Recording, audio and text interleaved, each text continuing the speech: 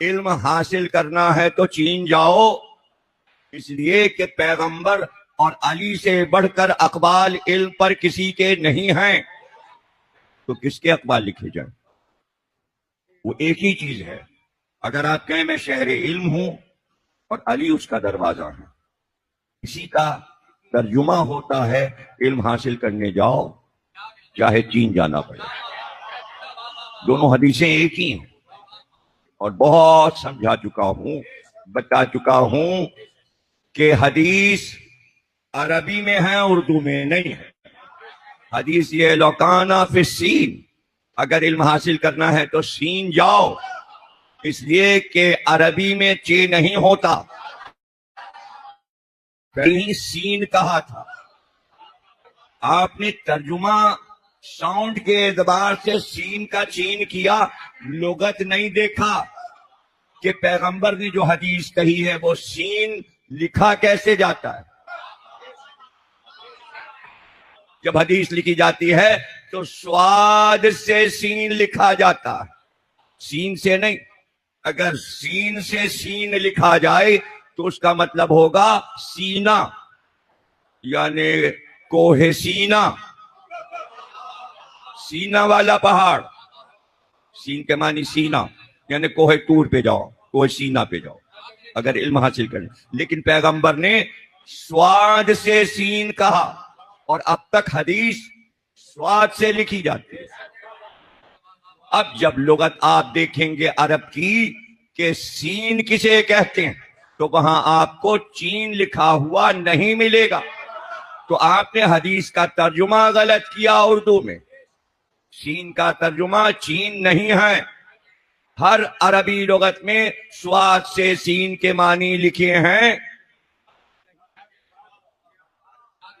نہیں تو پہلے یہ تو طے کر لیں، یہ تو بتا دیں گے کہ سین کے آگے کیا لکھا ہے، لیکن پہلے یہ تو بتا دیں کہ عربی میں چین کو کیا کہتے ہیں۔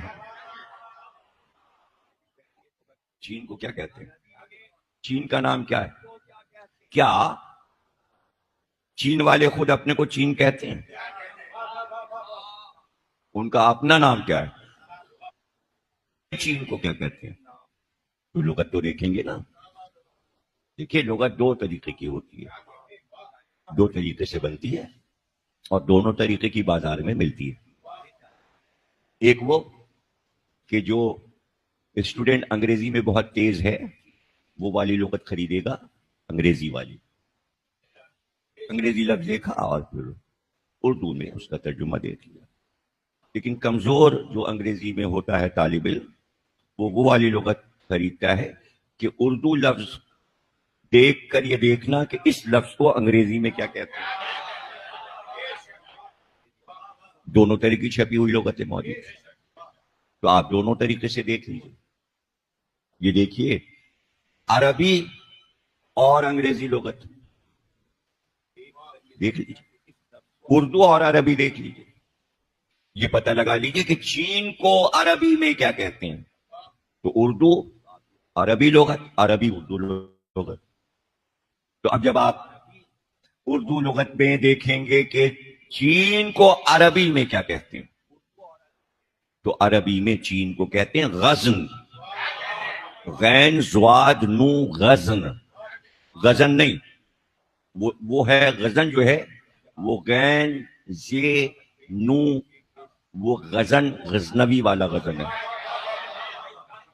اور یہ غزن ہے زواد سے۔ اب عربی تو پڑھے گا غدن، غدن غدن، ہم پڑھیں گے غزن۔ چین کو عربی میں غزن کہتے ہیں، اور خود چائنیز اپنے کو سائیکو کہتے ہیں۔ تو عربی میں چین کا لفظ جو ہے وہ ہے ہی نہیں، غزن۔ تو اگر سرکار کہتے کہ چین جاؤ تو کہتے غزن، عربیوں سے کہتے جو تم کہتے ہو چین کو وہاں جاؤ۔ آپ نے کہا لوکان فی السین۔ اب جب آپ سواد سے سین دیکھیں گے تو آپ کو پتا چلے گا تلاش کرتے ہوئے کہ نجف کا پرانا نام سین ہے۔ پیغمبر نے خبر دی تھی کہ گھبرانا نہیں، اگر تم نے علی سے دشمنی رکھی تو پھر علم حاصل نہیں کر سکو گے. علم حاصل کرنا ہے تو نجف تک چلے جانا. تو اب ترجمہ یہی ہوا, میں شہر علم ہوں, علی اس کا دروازہ ہے. علم حاصل کرنے جاؤ, نجف دروازہ وہاں ہے. اور میں تو ایک اور عجیب بات کہوں گا. آپ کہہ رہے ہیں اللہ نبی کی رسالت پر گواہ ہے, تو پھر میں پوچھوں مکے میں کس دن آیا تھا گواہی دینے؟ اور کیا کافروں سے بات کی تھی میں گواہ ہوں؟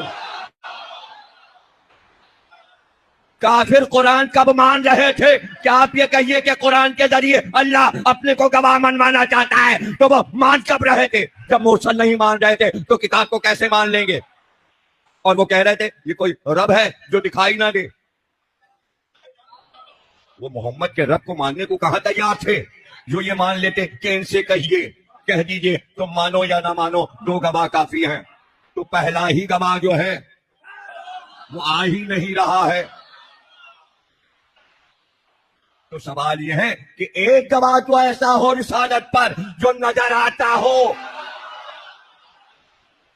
اب گھبرا نہ جائیے گا, گواہ اللہ نے رسالت پہ 2 رکھے, ایک اپنے کو رکھا, ایک عالم کتاب کو رکھا. لیکن اس کو یہ اطمینان تھا کہ جو دوسرا گواہ دے رہا ہوں وہ اپنے کو تو منوائے گا گواہ, مجھے بھی منوائے